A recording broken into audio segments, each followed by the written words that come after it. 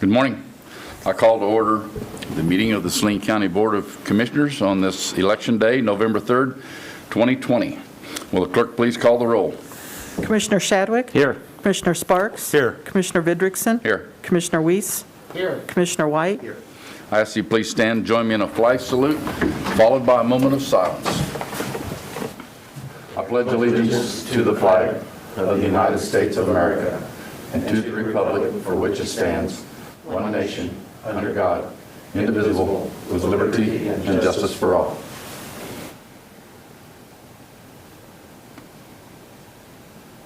Thank you.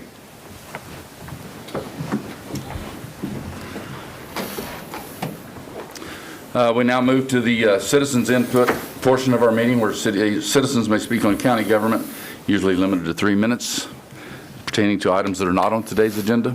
Anyone wish to speak? Seeing none, I'll bring it back for approval of the consent agenda. And today's consent agenda is approval of tax roll adjustments, approval of accounts payable and payroll, approval of public forum agenda. Are there any commissioners who wish to amend or withdraw anything from the agenda? Seeing none, hearing no objection, the consent agenda will stand as approved. We'll move to action items. Item number 1. Resolution 20-2297, review of Section 6, mask mandate. Jason Tiller, Health Department Director. Good morning, Jason. Good morning, gentlemen. As soon as the projector decides to wake, there we go. Maybe it's just the user. All right, so here it is. It's Election Day, and let's start with our national overview. I do have to say that I think that this has been the highest 2-week nationally case increase of both cases and I believe deaths since we've been doing this. As you can see, in the last 2 weeks, over 1 million new cases and 11,000 new deaths nationally. In Kansas, we've had over 16,000 new cases in the last 2 weeks, an additional 175 deaths, but also additional 40,000 negative tests.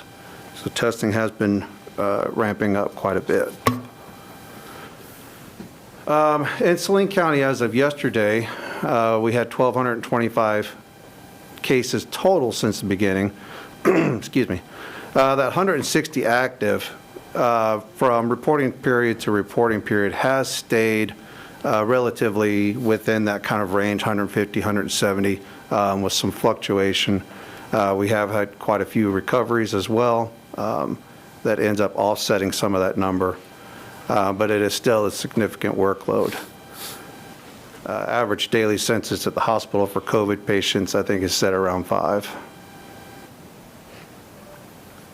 Now these next couple, the one thing I want to point out for the month of October is that we started the month with 784 cases and ended with 1,185. So we had 400 new cases in the month of October. And then just starting into the month of November, yesterday we had our single highest day rate of cases.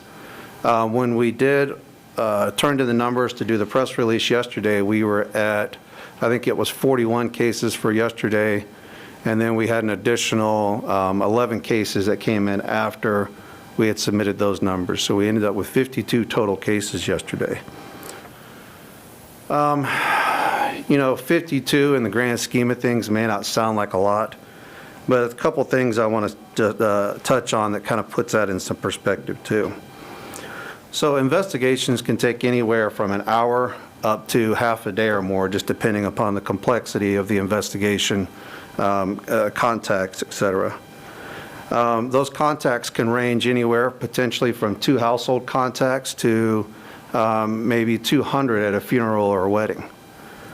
And all of this is right now still being done by 11 staff, which includes our temporary staff, and we are still trying to add others. And that 11 staff is working pretty much 6 days a week with Sundays that we're trying to leave clear to, just have a chance to rest and recharge. But at this rate, it just may not be possible. These case kind of numbers continue. All of this, though, we have a lot of people that we talk to that are understanding. They get that they have to isolate, they have to quarantine, et cetera. But we also have a lot of people that staff take a lot of abuse, just plain and simple. Get cursed out,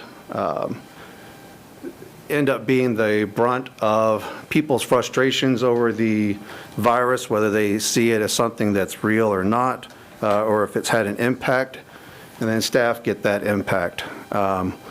They've been verbally abused, verbally or borderline threatened.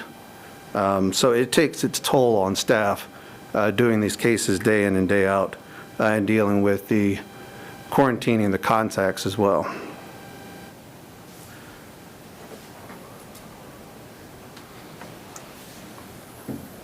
At the same time, Kansas has submitted their COVID-19 vaccination plan to the CDC on October 16th. And so now we have to start planning for when a COVID vaccine is available. Their plan calls for a 3-phase approach. Phase 1 is limited doses are available. Phase 2, more widespread doses are available.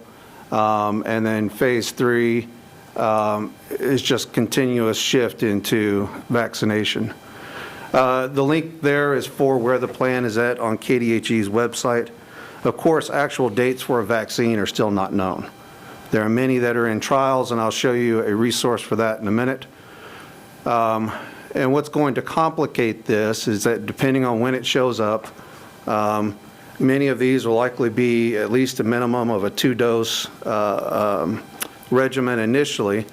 So we'll not only have the initial push of getting people vaccinated, then there'll be the second round, and if there's multiple vaccines, then it'll be ensuring that, if you get vaccine type A to start with, that you get type A as the second one, because more than likely, like many other vaccinations, they won't be interchangeable for these first and second doses. So there's going to be a lot of labor-intensive effort that's going to have to go into this vaccination campaign whenever it actually does kick off, which I don't expect till really after, very early, late winter, early spring potentially. Now, as far as in production,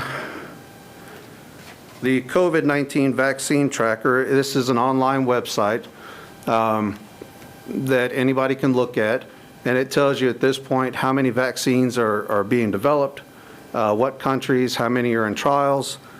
And as of right now, there are 11 vaccines in phase 3 trials.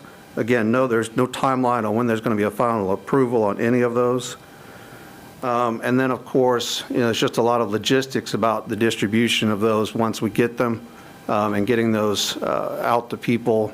And I expect that we're going to see a lot of hesitancy. A lot of people are probably going to want to wait until this may have been around for a while. So it's going to take a long-term approach to trying to get the vaccine out there. We spoke a while back about the Kansas Unified Testing Strategy, and although the full document still hasn't been released, the governor did make some comments last week, released a few graphics. Again, the link is there. Right now, we have mostly in this community have been heavily into the diagnostic, which is dealing with symptomatic and outbreak testing. Screening has begun in places like long-term care facilities in the last month or so, where they're doing routine screening of their staff and or residents. And we are not anywhere near this surveillance, and they haven't really got it into yet what types of surveillance testing that this testing statewide strategy is going to cover. The goal of the statewide strategy is to double the amount of testing in Kansas by year's end.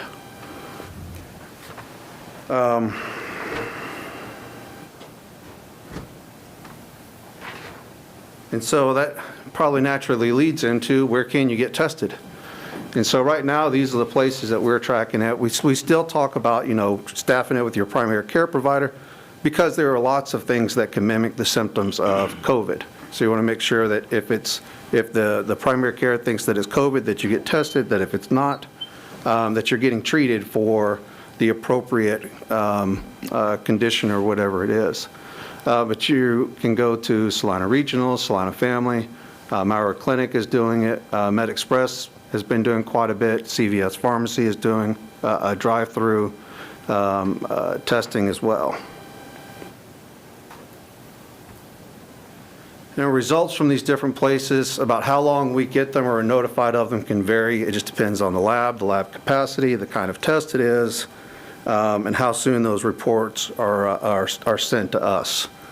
So you could still get tested today, and it may take a couple days depending on where you go and the type of test they do before you get those results, and then we get them and can start investigating them.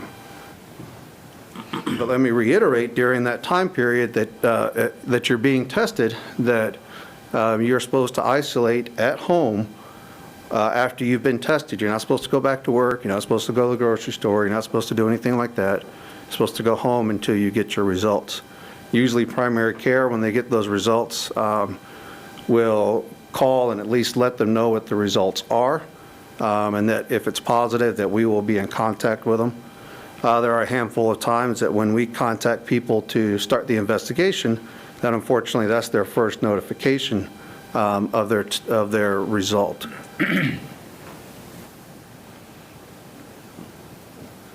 So if you're big in social media, this is one way to get involved, and it's hashtag #MaskUpKansas. And you can take a picture about why you wear your mask and post it to your social media and use that hashtag and see what other reasons people are wearing their mask.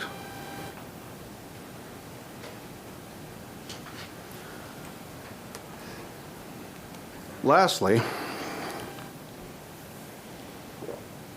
I know the last several times this slide has been the same, but if you'll notice that under the mask order, this mask order only really works if everybody does their part. Wearing the mask, wearing it correctly. If we can be more successful at trying to have everybody wearing the mask, then the premise is that will help keep transmission down and we don't have to do anything else. I hesitate to even really talk about other restrictions or measures because of difficulties in enforcement, a lot of the other issues that creates. But I think if we can all individually be responsible and just at least mask up, that this will greatly help here in the community. And with that, I'll take any questions. Back on your numbers to start for yesterday, I think the memo that Hannah sent out said 59 new cases was the number from yesterday that she released. Did that number include those numbers that you got late yesterday?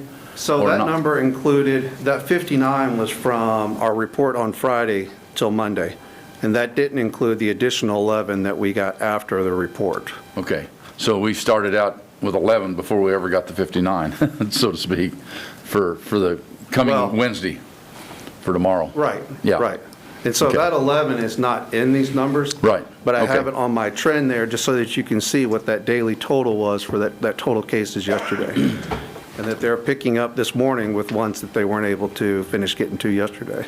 Well, I guess the only thing that I will add to any of it is, and it's piggybacking on to what you say, if more people would wear the mask, it would help. Our numbers would go down. I think that shows with the western Kansas counties that have not had a mask mandate, and all of a sudden their numbers are soaring. I mean, I figured that the population of a couple, three of the counties out west, I mean, their infectious rate is about 6 or 7% of their total population. And we're still at about 1.5, I think, or somewhere right around there. So just my crude way of looking at it. Other comments from commissioners? Jason, something that was concerning that you said was the verbal abuse and such that you're that your staff is being subjected to. Yes, sir. Are you, do you have anything in place as far as support, helping them how to cope with this and how to work through this? And We do. We have a couple things right now, and I'm still working on a couple of other ones. One of them we have is what we call the respite room, is a place that they can be able to go and decompress away from all of that and just have some quiet space to try and deal with that, because some of it can be quite brutal sometimes. We have also,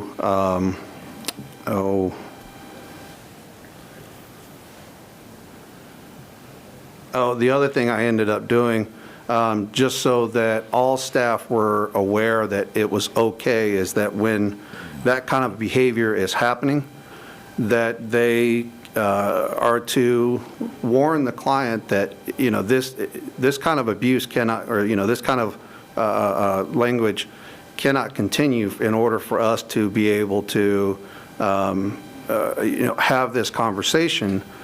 And if this continues, then we will have to end this call and try and connect again later.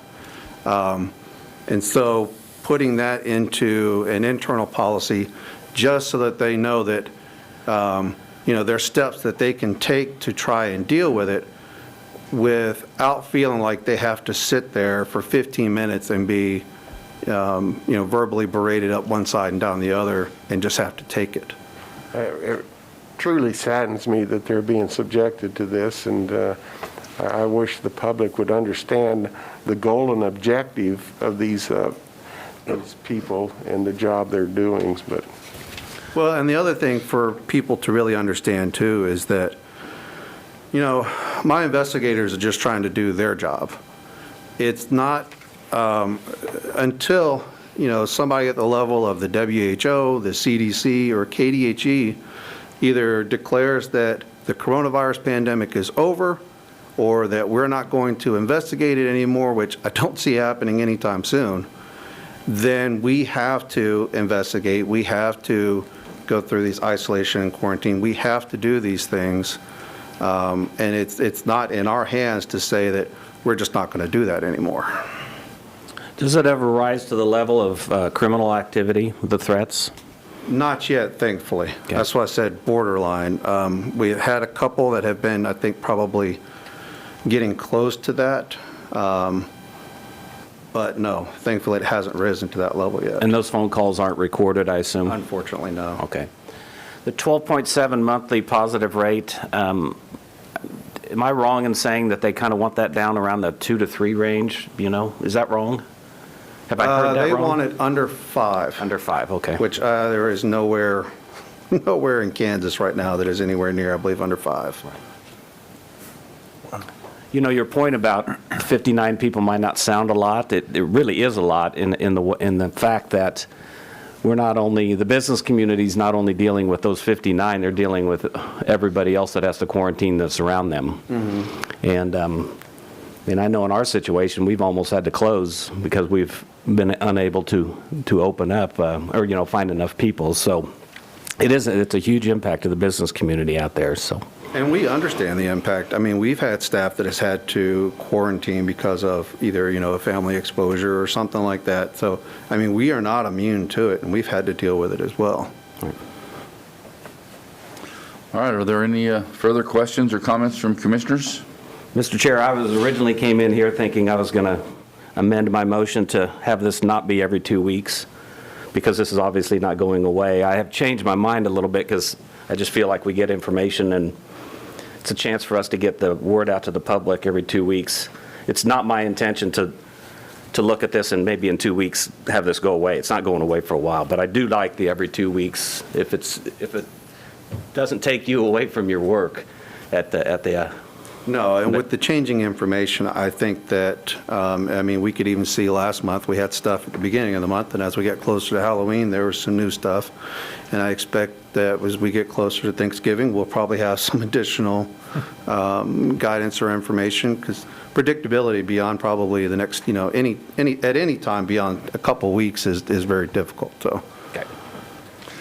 Okay, as this is a resolution, we really don't need to take a vote, but I do need to make sure that we have a consensus of the Board of Commissioners that we will continue with the mask mandate, and I will look to each one of you with a nod of the head and see if that's your Yes. And that does look to be unanimous consensus, so we will continue with the mask mandate for Saline County. And thank you, Jason. We'll move to item number 2. RFA number 250-20, Resolution 20-2310, appointment of alternate health officers. Jason Tiller, Health Department Director. All right, the floor is yours, Jason. All right, good morning again. So one of the tenets of continuity of operations is having key personnel appointed at least 3 deep. So that way, if you're one of your primary staff or your key staff in a response either dies, is ill, incapacitated, whatever, somebody can be able to seamlessly step up and take on those duties. Generally, that only requires us to list their names in a continuity of operations plan. However, because the health officer is a position that is appointed, in order to have 2 alternates identified as health officers, that we then have to appoint them. To this end, I'm requesting that Dr. David Dupe be appointed as alternate health officer 1 and Dr. Robert Freelove be appointed as alternate health officer 2. Both of them have agreed to this, and then if this is approved, they will take the oath of office and then be bonded, and we can cover the fee for the bonding of both of them from the Health Department administrative budget.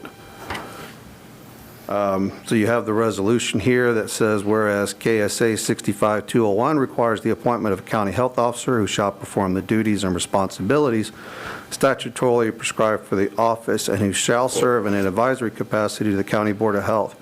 And whereas Jason Tiller, as Director of the Saline County Health Department, is a qualified local health program administrator, he as a qualified person was appointed as the Saline County Health Officer on August 27, 2019. Whereas the Saline County Board of County Commissioners recognized the importance of continuity of operations and the need to appoint 2 alternate health officers, now therefore be it resolved that the Board of County Commissioners of Saline County, Kansas, that the following are appointed to serve as alternate Saline County Health Officer to be effective today upon taking the oath. So you have the alternates there. Of course, alternatives for action would be to choose to appoint other alternatives or appoint the ones that we have requested. Staff recommendation is to appoint both of these as alternate health officers and provide that continuity of operations during this pandemic. And as mentioned previously, the total budget impact would be $1,000, which we have within our administrative section of our budget. Okay, believe it or not, this very thing was on my mind for the last couple of weeks, as, various people in various organizations fall ill, where were we at? And that was, I'm glad you've taken this step. And my second point is the people that are involved here. I mean, in this case, I think most doctors would be a great alternate for us. In the middle of a pandemic when we have close contact with Salina Regional, and both of these people are key people, both these doctors are key to Salina Regional. I think they're excellent choices, and my recommendation is to my fellow commissioners is that we do to this, and we do appoint these 2. So at this time, I would ask other commissioners if they have any comments. Is there any public comment on this RFA? If not, I'll bring it back to the Commission for action. Mr. Chairman, I move we adopt Resolution 20-2310, appointing 2 alternates to serve as Saline County Health Officer as presented. Second the motion. It's been moved and seconded that we approve RFA 250-20, Resolution 20-2310, appointment of alternate health officers. Is there any further comments? If not, all of those in favor of the motion, please say aye. Aye. Opposed, same sign. The motion carries 5-0. Jason, thank you for taking the time to come see us and bring us the information. We will move to item number 3. RFA number 249-20, declare items of no value. Hannah Stambaugh, Deputy County Administrator. Good morning, Hannah. Good morning, Commissioners. This is a request for action from the Saline County Livestock and Expo Center, as well as the Department of Senior Services. The Expo Center has got a list of items that they wish to have declared no value and to set up a sale on Purple Wave. And then Senior Services has got an ice machine that is broken and not repairable, as well as a refrigerator that is not repairable that they wish to have declared no value and to be disposed of. Your alternatives are for the declaration of the items of no value and authorize the sale of Purple Wave for the Expo Center items and disposal of the items for Senior Services, or not declare those. Staff recommends the declaration of all items no value and to authorize the Purple Wave sale. All of these items were sent out to Saline County departments as well as the rural fire districts just before this request for action to ensure that there weren't any other departments that could utilize these items. The Purple Wave auction, if authorized, would be set for sometime in December, and any of the proceeds of the sale of items would be deposited into the general fund. Questions from commissioners? Anybody have anything? Any comments? All right, I will ask for public comment if there is any. Bring it back to the commission for action. Mr. Chairman, I move we declare the items of no value as presented by staff. Second the motion. It's been moved and seconded that we approve RFA 249-20, declare items of no value. Any further comments? All of those in favor of the motion, please say aye. Aye. Opposed, same sign. The motion carries. Item number 4. RFA number 251-20, Conference of Radiation Control Program, Director, Radon Mini Grant. Hannah Stanbaum, Deputy County Administrator. Okay, Hannah. Good morning again. So this request comes from the Saline County Planning and Zoning and Environmental Health Department. We learned of a potential grant opportunity and submitted a proposal and received notification that we were awarded $4,500 from the Conference of Radiation Control Program Director Grant to conduct activities of outreach, education, radon prevention and mitigation for 2020 and 2021. Your alternatives for action today are to accept the $4,500 grant and allow for our staff to continue the plan in regards to the grant application of conducting training on radon, purchasing short-term kits, the recalibration of 2 of our radon monitors, perform evaluations on existing and new homes, and conduct activities for Radon Action Month that is scheduled in January of 2021. Or not to accept the grant. Staff recommendation is to accept the grant of $4,500. This will aid us in the financial support needed to have these activities of education to monitor the radon situation in the Saline County area. These grant funds were not anticipated, and these funds will be strictly used to enhance already existing radon activities and expand our services. And the way that this grant is set up, a total of $2,000 is provided up front, and then the remaining $2,500 is reimbursable upon the submission of receipts. The way that this grant would work is that it needs to be expended by August 15th of 2021.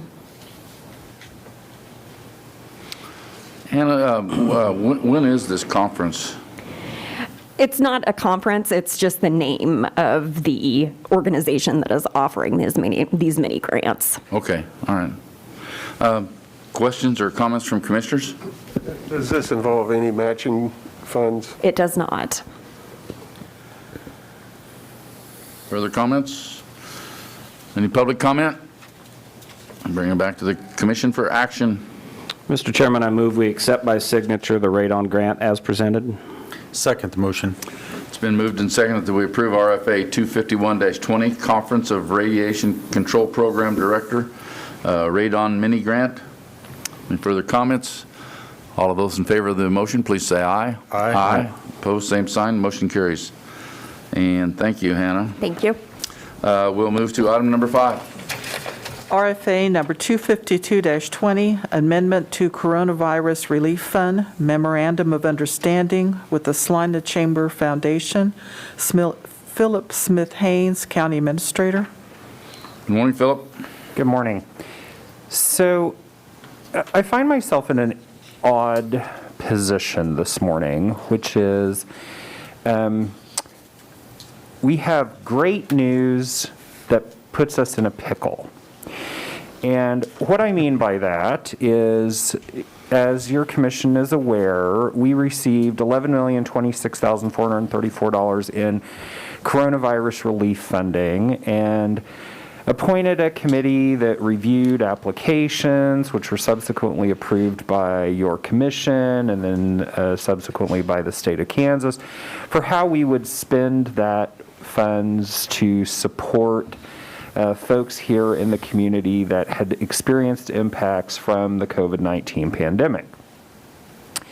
One of the things that we wanted to prioritize was reimbursements or supplemental funding to businesses that had experienced business losses, particularly related to the stay-at-home order that was in place earlier this spring. And so to that end, the advisory committee recommended, and subsequently your commission and the state approved, allocation of just about $2.7 million to the Salina Area Chamber of Commerce Foundation, which would be used to make grants of up to $25,000 to businesses that had experienced losses of 25% of gross revenues. Here's the good news. Not enough businesses have experienced that kind of loss. Businesses in Saline County have not experienced losses of that magnitude or have been able to come up with other sources of funding. So to date, we have only approved $675,000 toward the grant program for the Chamber Foundation. That's great news. The problem is we have another $2 million to spend on COVID relief in this community somehow. And we're getting close to that deadline, closer every day to that deadline. So in conversations with Eric Brown from the Chamber Foundation and in conversations with our state technical advisor, we've hit upon the idea of, okay, let's tweak the program requirements a little bit and see if we can expand both the pool of eligible businesses and the amount of money that those businesses are eligible for, and hopefully get some more of that money out the door. That serves the goal of the program to assist local businesses that have been impacted by the pandemic. The changes that Eric wrote up were reviewed by our Coronavirus Relief Funding Advisory Committee and recommended for your commission's adoption last Wednesday. So those changes include reducing the threshold for what qualifies a business from a 25% loss to a 15% loss, increasing the funding per employee from $2,500 to $5,000, and increasing the maximum amount of award per business from $25,000 to $50,000. So we believe, the Chamber Foundation believes, that by making those changes, there will be more businesses that will qualify, more businesses that will apply, and other existing businesses that have already been approved will be able to draw down more funds as well. So we're hopeful that this will help get the money out. I will say that the Funding Advisory Committee is also reviewing other ways to expend the funds if we don't come up with $2.7 million in business assistance, and we are meeting again tomorrow to continue that review. So That is the recommendation today. Obviously, you have alternatives for action. The first being to amend the MOU with the Chamber Foundation to incorporate those changes that I've outlined, or to not agree to the proposed changes and direct staff to seek alternatives for expending the coronavirus relief funds. Staff recommends that you accept the proposed changes. As I said, the advisory committee is in concurrence with that. And Eric Brown is here if you have any other questions that I haven't addressed. I'd be happy to answer any questions from the commission. Eric, would you like to expand on that before we ask questions, or does that pretty well cover the bases and the gamut, I presume? It does, yes. Okay. At this time, I'll let the commissioners have at it. A couple questions. Is there a deadline with the Chamber Foundation to have these in? So if there is, and then B, can monies not allocated there come back to where other entities can use it? Yes, so the overall deadline for expending the funds is December 30th, and so for our subrecipients, including the Chamber Foundation, we've said we need their receipts by December 23rd in order to get the funding process by December 30th. More realistically, we're trying to get folks to spend their money by the 1st of December so that we know if there's anything left over that we can allocate. The Chamber Foundation is accepting applications on a rolling basis.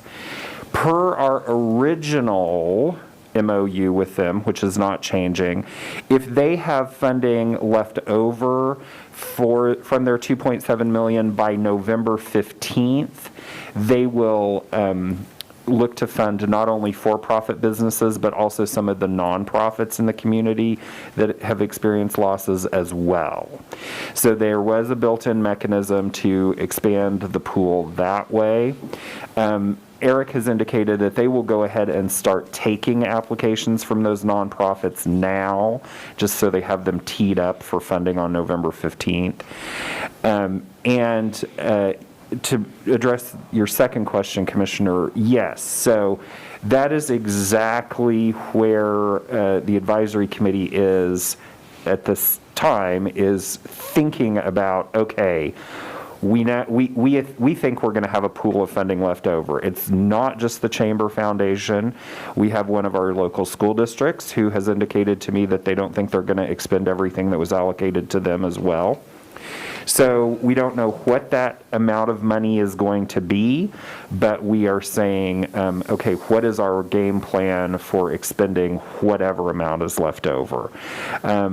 We are looking at potentially throwing out a supplemental application that we could get folks who may not have applied in the first round for whatever reason, didn't know about it, experienced a loss after the first round, et cetera, as well as re-examining some of the things that were not funded originally to try and see what we could do with whatever's left over. One more question, and I might not have the correct terminology, but there was a while back a federal program. Is it PPP? Is that where businesses could apply for some monies and such? If they receive that, does that negate? It does not automatically disqualify them from receiving funding under the Chamber's program. The Chamber is asking about whether they have received funding. It wasn't just the PPP, there was also the HERO, there's the CDBG that Hannah's been talking to you about. There are a number of federal and state programs that have been out there. So the Chamber is asking about whether they've received money and how much money, because there is a limit. I believe that number's around 350,000. That's sort of like they have to stay under that in total federal funding. So the Chamber's asking that question, but they're not automatically disqualified. One more then, I'm sorry. The businesses that have questions, they can contact the chamber and explain this, and you can walk them through it? Is that correct? Okay. Absolutely, and the information is on our website as well as on the chamber's website. My question, responsibility for accurate information, if the numbers that someone puts on their application, who's responsible for making sure those are accurate, and how do you do it? So ultimately, the business is responsible. So sort of like the chain of responsibility flows downhill, I guess you would say. So the state of Kansas is the recipient of the coronavirus relief grant funds from the federal government. So they are responsible for monitoring each of the county programs. Your commission is responsible for the county program per the resolution that you passed. You have transferred a portion of that risk to each of the subrecipients, including the Chamber Foundation. And then the Chamber Foundation also enters into an agreement with each of the individual businesses in order to receive the funding. So, If there was a fraudulent situation where someone was found to be, misrepresenting their numbers, can that ultimately come back on the county if we haven't done our homework, or? It could, absolutely, not just with businesses, but with any of our programs that we've, if the city of Salina did something that wasn't kosher with the funding that we approved for them, that ultimately could come back on the county. But as I said, we have attempted to transfer that risk to subrecipients because they have agreed to assume all or a portion of that risk. So that's what the state did to us, and then what we've done with subrecipients. So. All right, further questions or comments from commissioners?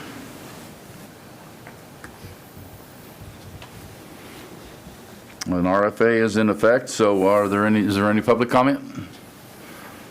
We'll bring it back to the commission for action. Mr. Chair, I move we amend the MOU with the Chamber Foundation to incorporate the changes as proposed. Second the motion. It's been moved and seconded that we approve RFA 252-20, amendment to CRF MOU with the Salina Chamber Foundation. Further comments? All of those in favor of the motion, please say aye. Aye. Aye. Motion does carry. Mr. Brown, thank you very much for attending, number one, and thank you for helping Saline County and all of the business community for distributing these funds. And I know it's a great deal of work on your part too, but it is badly needed. So thank you very much. We'll move to item number 6. Election Worker Appreciation Day Proclamation. I'm Cheryl Blake, Deputy County Clerk. Proclamation declaring Tuesday, November 3rd, 2020 as Election Worker Appreciation Day. Whereas the long hours Saline County election workers spend training and preparing for their 14-hour shifts at the polls on Election Day are unseen by most members of the public. And whereas Saline County election workers serve to protect universal suffrage and the fair and open conduct of transparent elections. And whereas Saline County election workers deserve the public's thanks for the selfless personal commitment to protect the right of every citizen to cast a secret ballot. Now therefore let it be known that the Board of County Commissioners of Saline County, Kansas does hereby proclaim Tuesday, November 3rd, 2020 to be Election Worker Appreciation Day throughout Saline County. Any comments from commissioners? This is very appropriate on an important day to the not just Saline County, but all of our country. So there has been a lot of bustle. We had what, 10,000 or more advance votes too. So pretty important. So any other comments from commissioners? If not, I will take a motion. Mr. Chairman, I move we proclaim today as Election Worker Appreciation Day. Second the motion. It's been moved and seconded that we proclaim today as the Election Worker Appreciation Day. All of those in favor of the motion, please say aye. Aye. Opposed, same sign. The motion carries. Thank you, and thanks to everyone who works on the election. We will move into the informational item portion of our meeting. Item number 1. Idle Fund Report, Jennifer Frazier, Deputy Treasurer.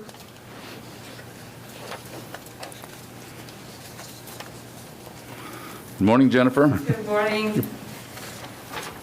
I am the Deputy Treasurer for Jim Du Bois, County Treasurer. He wanted me to come share the interest earnings report for the quarter ending September 30th of 2020. As of September 30th, we have $68,795.31 earnings for the third quarter. Making interest as of the third quarter, $331,084.71, which is rather down, but comparing it to the 2017 overall the year, it's ahead of that for this day and age. All right, questions from commissioners? I too share your concern that it's down, but that's something that someone else controls other than us. So. All right, Exactly. thank you, Jennifer. Thank you. Pardon? I do have a question. All right, hang on just a second. No, it'd be more for Phil. Is this about in line in what we budgeted, the thoughts, knowing that the interest on idle funds is going to be low? It's not in line with the 2020 budget. We were quite optimistic in the 2020 budget based on what we had seen in 2019. It is in line with what we did for 2021. And it is in line with what we anticipated when we did our estimates for end of 2020. All right, thank you, Jennifer. Thank you. We will move to item number 2. Road and Bridge Update, Darren Fischel, Administrator. Good morning, Darren. Good morning, Commissioner. Morning. This is our bi-monthly update for September, October. We did have one snow and ice event on October 25th through 27th. We went out and treated roads for some freezing rain and then some refreezing overnight. We did set 3 generators at our yards. We were able to purchase this one earlier this year for our main shop area. It's large enough to run the whole building, plus capacity for continuity of government if that should happen, that people need to come out and work at our facility.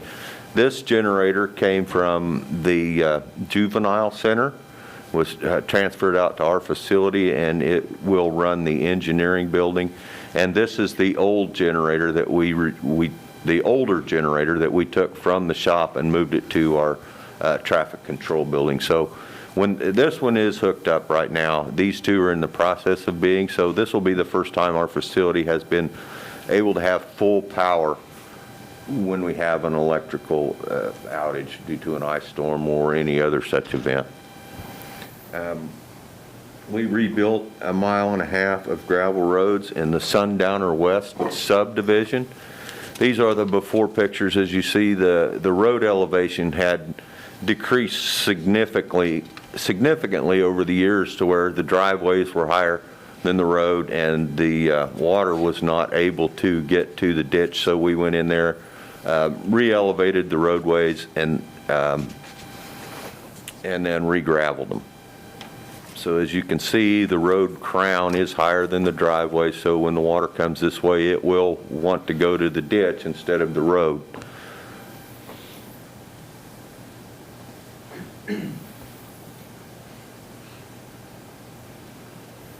This is a culvert that we replaced there too. Nobody knew it was there, so we replaced it with a new culvert to transfer the water to the other side of the roadway. We replaced 23 crossroad and entrance culverts. This was some of the, not all of them, but a few of the things that we typically find out there.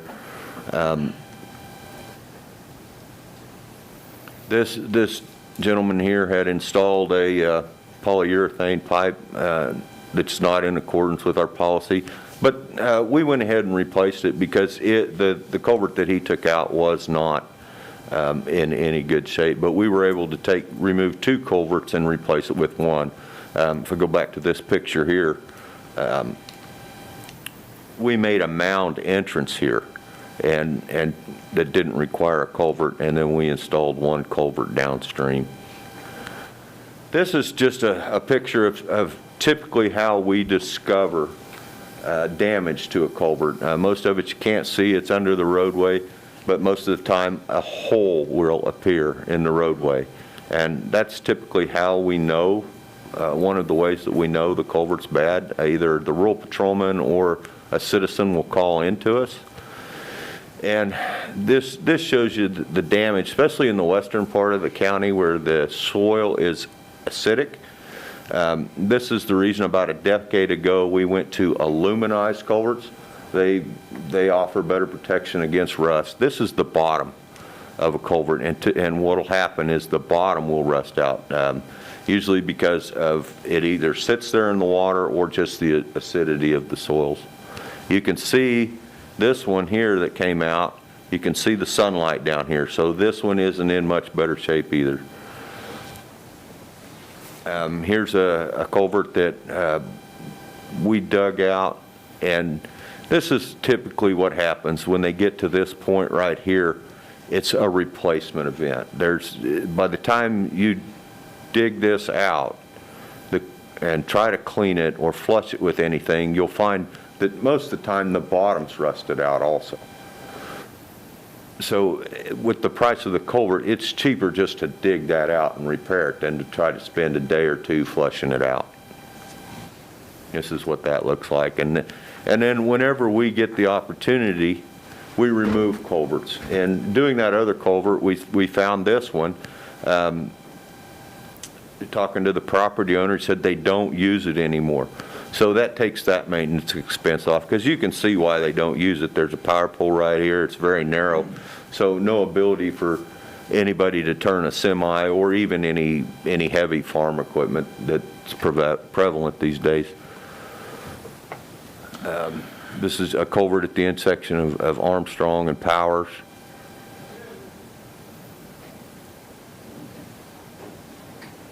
And this is some ditch work on, I can't remember the name of the road. But we get visitors once in a while. They come out and watch the guys work. Most of them are pretty harmless, but they want to see what's going on. So that's just a picture of some of the ditch cleaning. This is a mile of Cunningham Road between Schilling and Waterwell. This was an area where we had a spring. There was a spring in the roadway that was continually costing us money in aggregate, because there's not a whole lot you can do but put more aggregate. So we went in and we dug out all the clay down to, well, I'm not going to call it bedrock because it's more of a shale in Saline County. And we installed this perforated pipe. This perforated pipe has a sock around it so water can still drain into it. It's called a French drain. And then there were two spring areas, so we excavated that and laid this French drain in there, and then covered it with a 1/2-inch chip, which allows the water to penetrate and get down into the drain. And then we covered that with what's called GeoGrid. And if you remember, a few months ago, we purchased some GeoGrid on a Purple Wave auction. This is a way to put an aggregate product in it, and it locks it together and spreads the weight of the truck axles and equipment over a larger area. And on top of that, we put 6 inches of rock, which was compacted and watered, and then the project was seeded. We did put the French drains in the whole mile, but the whole mile was rebuilt where the ditches were pulled. And this is looking up that hill. And then this is just a recent picture showing we are getting some foliage growth to help the erosion.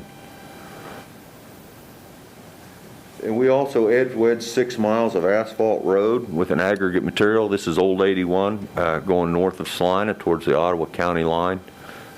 These roads up here are narrow, and what we get is a lot of farm equipment that uses this shoulder, because of the width of it, they have to drive on it to stay on the road. This is Simpson Road looking north from Crawford Street. This is Crawford Street looking west from Simpson Road. And it's just a picture of how we do it. This is our shoulder machine. We put it on the front of a motor grader, back a truck up to it, and then it spreads the aggregate out. So there's not a lot of loss. Instead of just dumping it on the road and then blading it out, it actually places the material. Oh, this is an accident we had experienced on our county roadways during harvest. This is a box structure. This is not a bridge, so it's not rated. This particular combine tried to get across there, and he didn't make it. Probably would have been all right if he'd have stayed on that rail right there, but the tires got between the rail and this concrete wasn't enough to hold it up. But we did something different here. We got with the engineer, and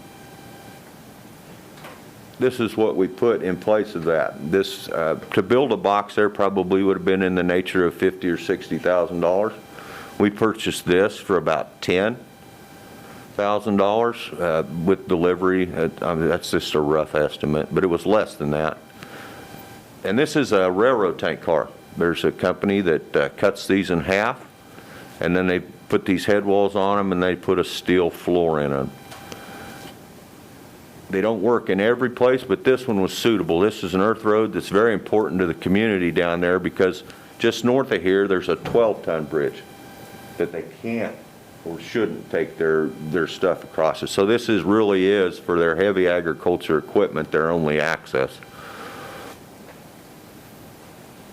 So this is that tank car being buried and compacted. And then this is a picture of the final. We did some tree work here and straightened the ditches up to improve the flow. We did multiple laybacks during harvest and between harvests, and we repaired or replaced 97 signs. We did complete the yearly wide county pavement marking, which is striping. And we hauled 4,065 ton of rock, 4,773 ton of AB3, and 3,480 ton of sand. Most of that AB3 was for the shouldering.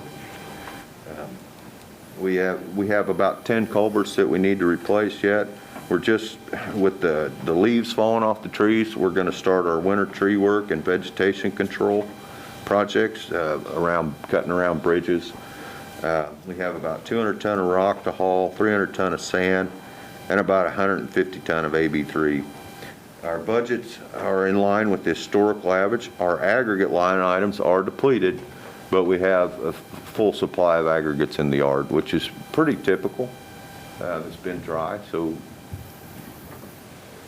Darren, over the last year, I've been a proponent of prioritizing a plan to where we go with the rock and where we go with our sand and so forth, rather than someone just the real patrolman all of a sudden says, well, we need some rock out here, and they put it on a list, and then it doesn't get taken care of. Have we pursued this with our IT department as far as putting a program together to identify some of these, to get it out there quicker, or where it hasn't been, where the delivery hasn't been for 60, 90 days? I have talked with Brad about that, and he wanted to get with me and come up with a program that we could identify those and not necessarily just haul it out there because Right. it hasn't been hauled out there, Right. and try to get somebody to go look at them or tell the rural patrolman, we're working on that.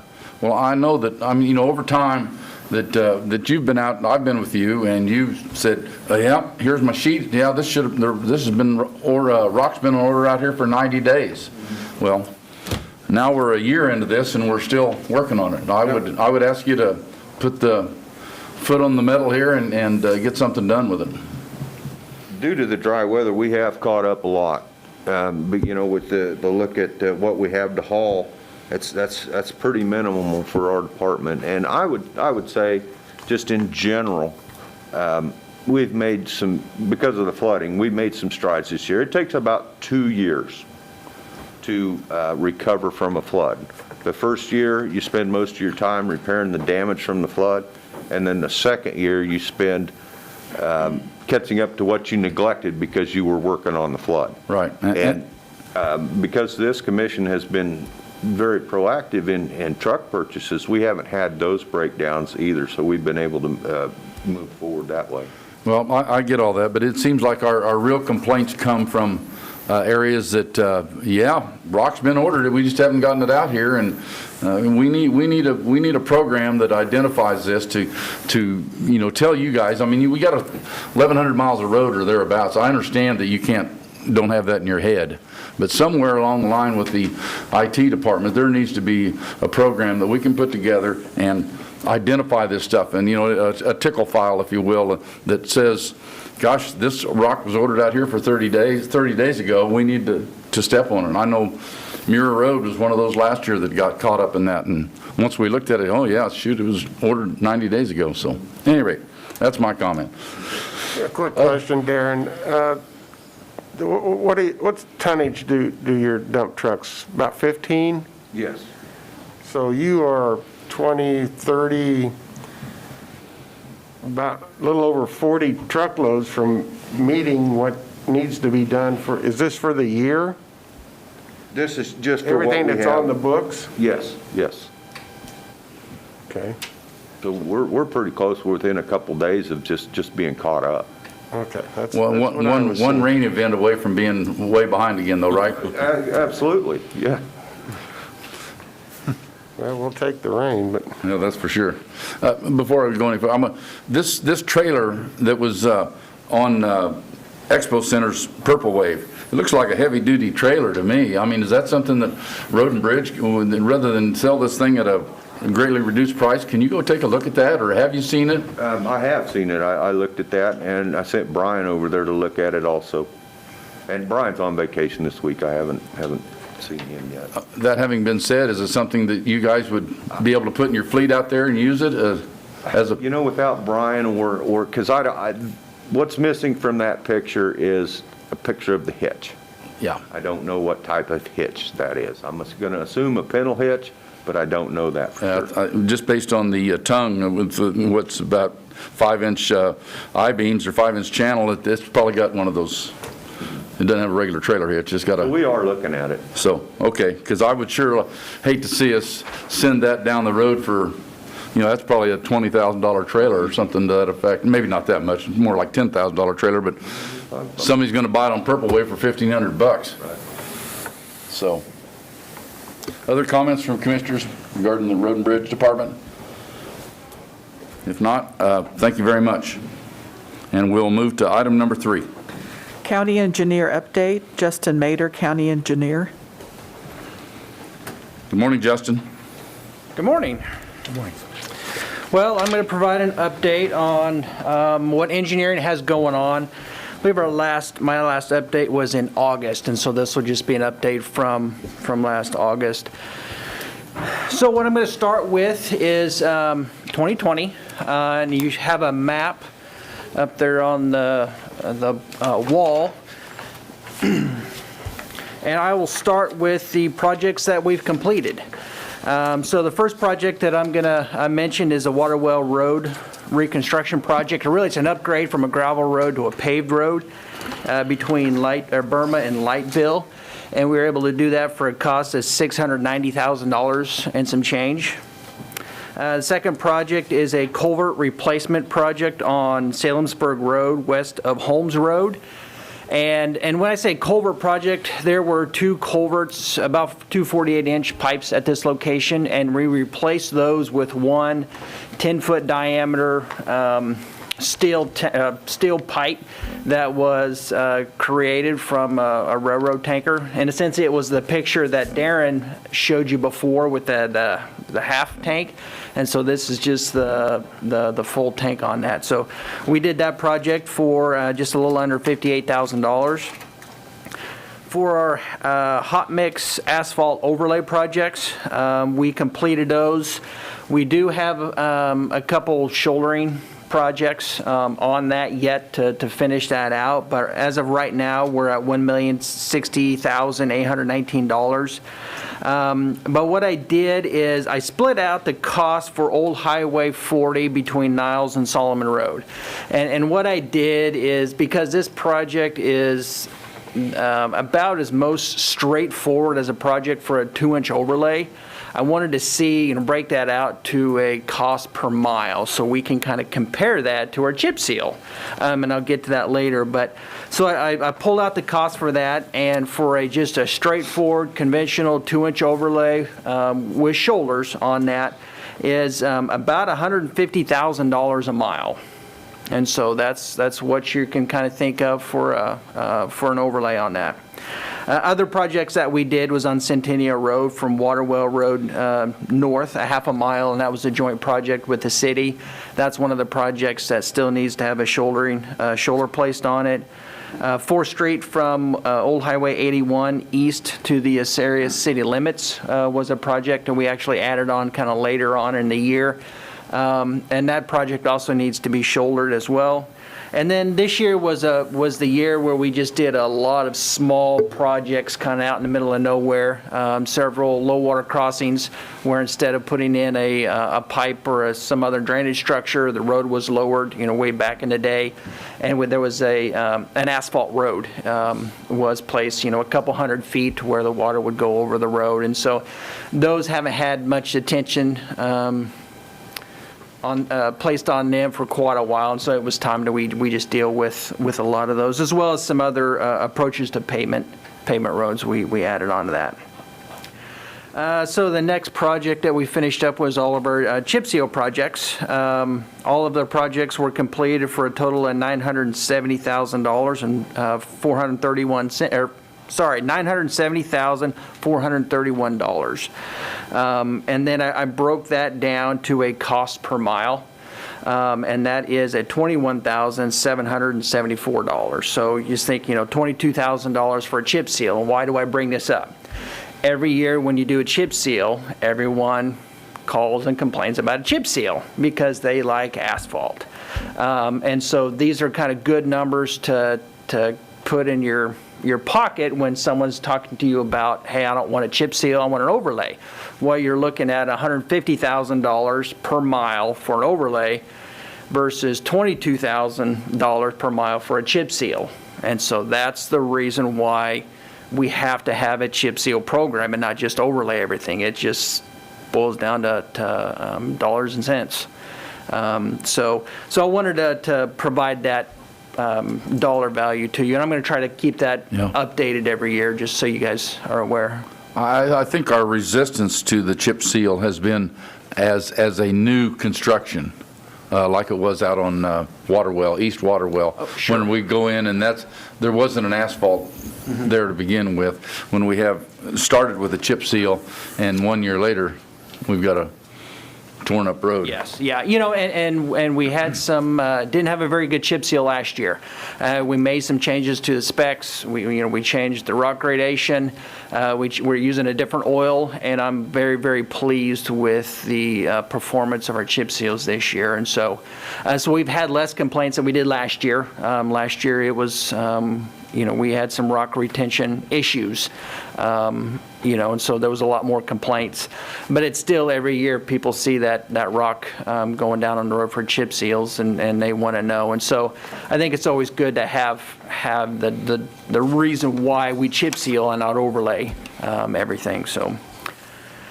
Okay, so now I'm going to move on to our uncompleted projects, and these are our contractual projects. These are projects that my office works and designs and puts together that we bid out for a contractor. So the first set of projects is the reinforced concrete box projects, and what you'll see on the map is those are the light blue circles on the map. I know it's kind of hard to see up on the wall, but you should have an 11 by 17 map in front of you as well.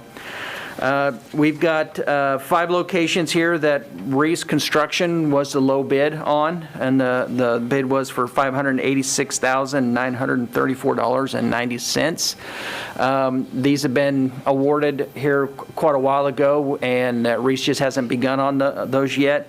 They did tell me that they were going to be starting November 1st. Now, November 1st has come and gone past, and they haven't quite started yet. I've got staff trying to reach out to them to try to get an updated start date. So hopefully we'll get that. But their plan was to start on the project on Cloud Street. So the next one is our pavement crack seal. This project was awarded to Pavement Pros for $104,974.14. Again, they stated that they were going to start on November 1st. They haven't started yet, and so I've got staff trying to reach out to them to try to get a update on their start time. And then finally is our aggregate shouldering projects, and it's the green line on the map. APAC was awarded this project for $134,085, and that is to just add a shouldering edge wedge to Burma Road from the McPherson County line north 2 miles, and then on Don Meyer Road from between Country Club and Old Highway 40. And so the last time they gave an update on that, they were going to start here in the middle of November. So there's a couple projects that we've been working on that I did not put on the map, just because I want to include them in this update because it has taken a significant amount of time in the office and the design, and so I want to mention that that's kind of something else that we've been working on. The first one is it's a high-risk rural road funded project, which is federal dollars being administered through KDOT, but that is the road upgrade. It's to add shoulders and to regrade ditches, flatter ditches, to have a little safer, more traversable ditch slopes, and that's on Simpson Road between Magnolia and Crawford. We've been working on that. We've got field check plans submitted to KDOT. However, we're not really looking for a construction project until 2022 on that. Another set of projects that we've been working on for a while is the FEMA projects, and these are our mitigation projects. I've got five locations around the county. I believe I have all the documentation submitted to KDOT, to FEMA. With FEMA, you never know when they're going to need more information, so it's always something that I'm needing to provide more data on. I'm pretty confident that we're going to get funded for all these, and I'm anticipating around $1 million of funds, from FEMA. So it's a significant project for me. That when they need the information, I kind of drop everything and get them what they need, so we can keep this process moving forward. A couple other items that I listed on here that we're always kind of working on throughout the year, it never really stops, is bridge inspections, culvert inspections, and small structure inspections. I know with the bridge inspections, those are what I'm talking about there is the federal definition of a bridge. And so every 2 years, we've got to do a full inspection and follow all the KDOT's procedures, and we're going to be starting that again here in January and February. So also, we've been working on the road upgrade program. I know we've had some work sessions with the commissioners, and I'm ready to kind of have that next step to present a list of proposed projects to you, and I'll be doing that here very, very shortly. So if you don't have any questions on the 2020, I can move on to the 2021 program. Mr. Chair, I have a question. Go ahead. Yes. I'd like to, do you know, like where you're talking about the chip and seal on these roads, when the last time that those had the chip and seal put on them? And on the ones you're cracking, doing the To be honest with you, I couldn't tell you right now. We have tracked that. One of the first things that I did is I had staff to go back in time and to determine, when roads were chip sealed, the last time it was overlaid, so that way we can kind of help develop a program. So I have that back in my office. I couldn't tell you right now, but we try to do a chip seal every 4 or 5 years. We're looking at an overlay every 10 years. And then the crack seal, what we try to do is you're looking at, probably a 4 to 5 year time frame as that. But what we try to do is we try to crack seal everything that we're going to chip seal the next year. Gotcha. Okay, so the crack sealing projects that we're doing this year, we're going to chip seal next year. And so that's just a starting point, what we start to look at roads, and then, okay, we need to look at these roads, but then we really evaluate all of our roads to see what needs crack seal. I mean, that crack seal is one of the most important things, in my opinion, that you can do. You want to seal the water out of your base, and that's one of the most effective things. Okay, thank you.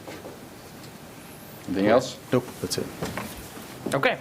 Can we move up to the 2021 proposed road and bridge program map? All right, thank you. So I'm going to start off with some span bridge projects. These are structures that are a little bit bigger than what would be needed for a reinforced concrete box. The first one is a project on Minner Road between Gypsum Valley and Don Meyer Road. That project's been kind of hanging around for a while, but my goal is to get that project bid out this winter for a 2021 construction. And then the next project, or span bridge project, is on Waterwell Road, just west of Gypsum. And on the map, they're down here. They're kind of probably hard to see on the wall there, but it's got a brown rectangle around those locations there. The project on Waterwell Road is we'll be designing it in 2021, with probably a construction in 2022, maybe the winter of 2022-23 is what we're looking at there. For the reinforced concrete boxes, I actually have two different project sets for those. And so there's actually a project set, and if you look on your map, it's the light blue circles. Those projects have not been bid yet, but the plans are about 95% done. They're sitting on my desk waiting for a final review, and so we'll be getting those out for bid here very, very soon. And then my staff is working on another set of boxes right now, going through the survey and design phase, and the goal is to let those out in 2021 as well. And so that's kind of why I broke up our box projects into two different groups there. A project that I'm working on right now is a culvert replacement project. Something that we've identified as a need are these culvert pipes underneath asphalt roads. Darren showed you some pictures, some very poor pipes underneath gravel roads. Well, we have those same pipes underneath our paved roads, and that's a little more tricky to replace those. And so right now we've identified over 70 culverts to where, that needs some attention, here in the next few years. And so, we felt like that it's time where we should have a program, almost every year, to help start replacing these.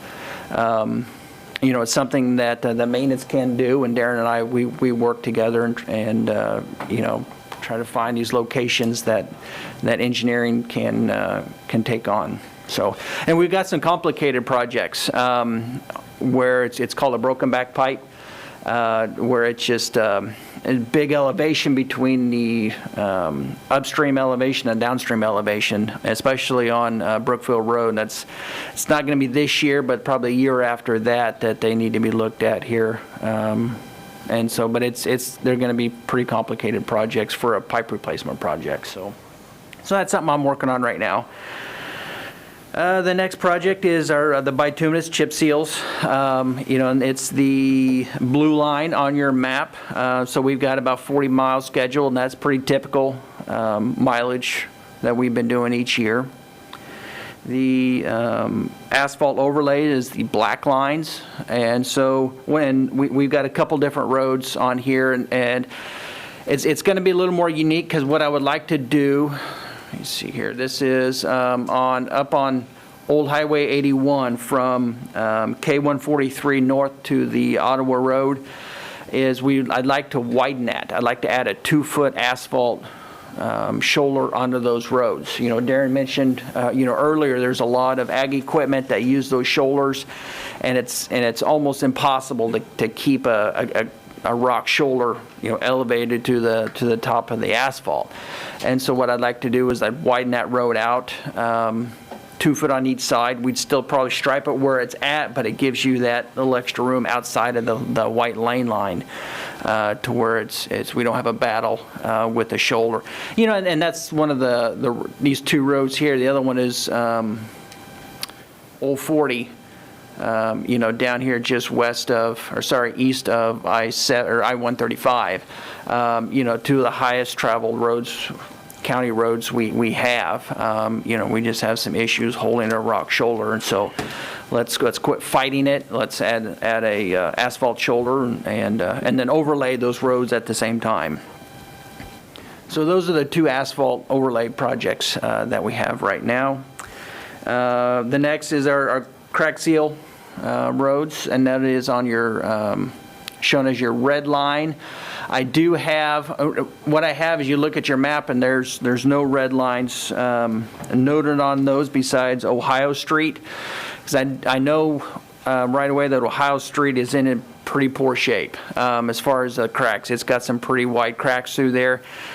We were working on trying to quantify how much material that's going to take, and so right now we just have Ohio Street on the program right now, and it might take all of the tons of material that we can budget for that. But it's something that needs to be addressed right away before we start loosening that road. And then I did on the 2021, I put these two projects that I'm going to talk about next on the map, even though it's not going to be projects going through the engineering office. It's going to be more maintenance, but it's been part of the conversations that we've had with our road upgrade program. And we'll provide whatever information that maintenance needs to do these, and that is the one, there's a road upgrade on Thatcher between Ohio and Crystal Springs, and that'll be a road upgrade from earth to a gravel road with county forces, and the other one is Simpson Road between Waterwell and Menor.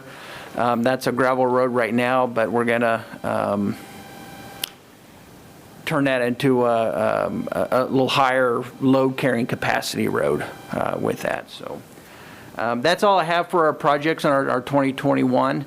As always, I always pretty make it clear, that's as of, October 16th, when I made this map.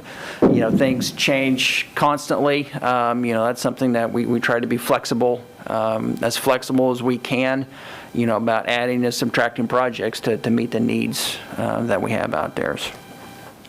For budget updates, the total 2020 asphalt construction program, which includes the chip seal, crack seal, the asphalt overlay, and the shouldering, is estimated to be $2,270,310. And why I say it's estimated is just because we haven't finished some of those projects yet. The available budget for those projects is $2,361,835, and that budget's a combination of the asphalt contractual and shouldering line items, as well as the landfill tipping fees and the federal fund exchange program. The bridge projects will be taken from the 2 mil special bridge construction account, and it has a current balance of $2,210,841. That seems like it's starting to get some significant money sitting there. I just want to remind you, though, that we've got 3 box projects right now. You're looking at about a little over $500,000 for each one of those. One of them that's been bid. and awarded to Reese Construction. We got 2 more that are wanting to do this year, as well as, around a $600,000 project on Minner Road. And so we'll be using a lot of these funds next year. And then the road improvement projects will be taken from the 1 mil special road construction account, and it has a current balance of $880,545. So are there any All questions? right, questions or comments from commissioners, please?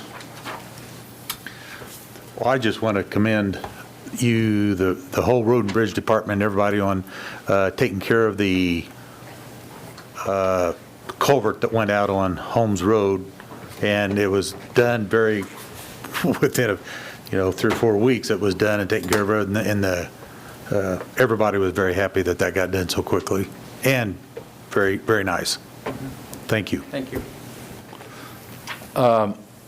I'll say that, like I said earlier in Darren's presentation, we're one rain event away from complaints and problems and so forth, but it's been a problem-free summer for me in terms of fielding complaints during harvest and so forth. And these are my comments. The others can say what they want to say, but you guys are doing a great job out there. And every comment that I've heard from a constituent for, I'd say, at least 90 days has been a positive comment. And they've even made it a point to say, hey, the roads are really looking good. We're doing a lot. I'm glad you did this or glad you did that. And so, you deserve a pat on the back, and we're not always able to do that. So good job. Thank you. It would be remiss for me not to say that I have had a lot of comments on West Waterwell Road. The people that live out there are very appreciative of it. I hope that they've shared some of that with you or with Phil, but they were quite excited that the project finally did take place after all those years. And I commend you and your efforts to see that project through. Well, I did receive a couple thank you cards, and I don't get those very often. So Nor do we. almost never. And so, I keep those thank you cards underneath my monitors just as a visual reminder, that there's, you do, typically you hear a lot of the complaints and the issues out there, and it's nice to have that reminder that, people are appreciative out there as well. Okay. Well, thank you for your, number one, for your hard work, but thank you for a detailed informational project here also. So thanks, Darren. We'll move to item number 4. Community Development Block Grant Applications Update, Committee Appointment Discussion. Chairman Vidrickson. As you remember last week, Commissioners, we were talking about putting a committee together to disperse the funds that would go out to the businesses outside of the city of Salina. And with your approval, I have put together that committee, and like I said, it's for your approval. And I'll share that with you now. I have asked Deputy Hannah Stambaugh to be our chairman for this committee.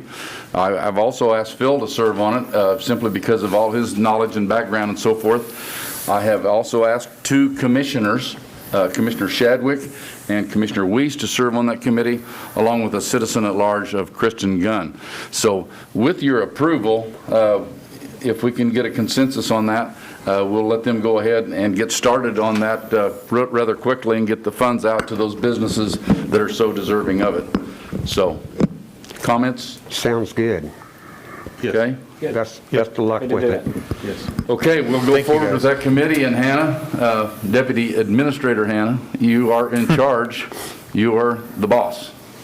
And like I said, I would like you to get that done ASAP. Get your committee together and get the funds out to the people that are so deserving. Absolutely. Okay. We'll move to item number 5. Commissioners' comments? Anybody have anything? Nope. Item 6. Announcements? Get out and vote if you haven't already. And it looks like we have an executive session. Before I do that, before we go into executive session, is there any commissioner who would like to have a break for a couple of minutes? No? I'm good. Okay, we'll have an executive session. 10 minutes. Marilyn, I'll let you describe. Would like an executive session, 10 minutes, non-elected personnel to discuss a performance evaluation.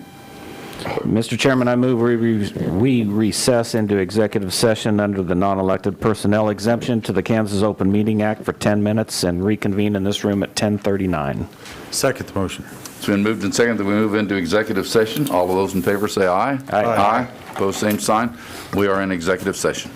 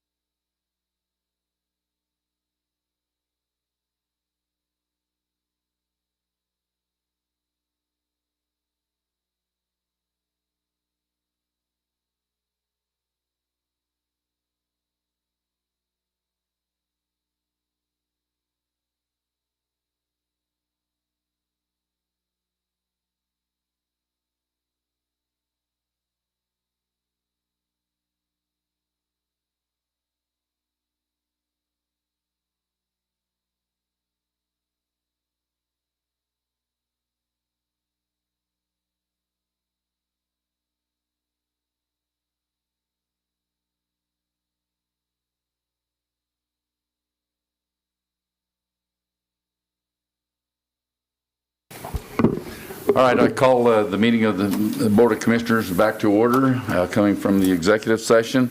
I will say that there was no action taken. And at this time, does anyone have any comments, further comments? If not, Mr. Chair, yes, go ahead. we have a birthday guy along with us, so we'd like to wish him a happy birthday. He may not publicly want that to be. No comment. Today is the birthday of, and a significant one at that, and I won't say which one it is. I'll let him announce that during the paper, but our Administrator, Philip Smith Haynes, is a milestone birthday for him, and happy birthday to you, Phil. Yeah, happy birthday. This time I would take a motion for adjournment. So moved. Second. Been moved and seconded. We adjourn today's meeting. All those in favor say aye. Aye. Aye. Opposed, same sign. We're adjourned.